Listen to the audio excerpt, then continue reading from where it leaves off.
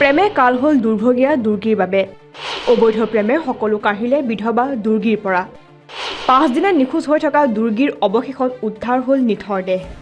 বিবস্ত্ৰ অৱস্থাত পুখুৰীৰ পৰা উদ্ধাৰ দুৰ্গী তপুৰ মৃতদেহ অন্ধকাৰ পথলৈ ঠেলি দিয়া দুই কণমানিৰ এতিয়া কোন হ'ব সাৰথি বাক্সাত পুৱাই সংঘটিত হয় এক চাঞ্চল্যকৰ ঘটনা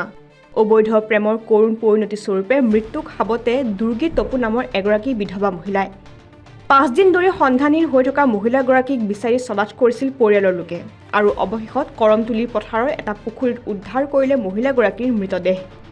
অবৈধ প্ৰেমৰ বাবে হত্যাৰ বলি হোৱা মহিলাগৰাকী দুমুনি চাহ বাগিচাৰ 10 নম্বৰ লাইনৰ বাসিন্দা আছিল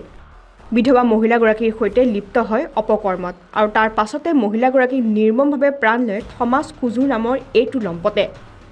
বাক্সা জিলাৰ অতিৰিক্ত আৰক্ষী অধীক্ষক গীতাৰ্থ দেৱ শৰ্মাৰ নেতৃত্বত হত্যাকাৰী অবৈধ প্ৰেমী থমাছ কুজুৰক ইতিমধ্যে আৰক্ষীয়ে গ্ৰেপ্তাৰ কৰিবলৈ সক্ষম হৈছে দুগৰাকী কন্যাৰ সন্তানৰ মাতৃ দুৰ্গী তপুৰ হত্যাৰ উচিত তদন্ত বিচাৰি অঞ্চলটোৰ স্থানীয় ৰাইজে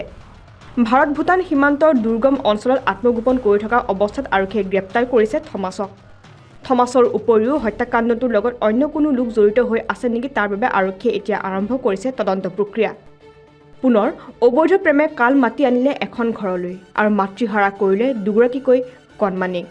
যাৰ পিছতে এতিয়া ক্ষুব্ধ হৈ পৰিছে অঞ্চলটোৰ একাংশ স্থানীয় ৰাইজ বাক্সাৰ পৰা গোলাপ নাথৰ ৰিপৰ্ট কাৰেণ্ট আছাম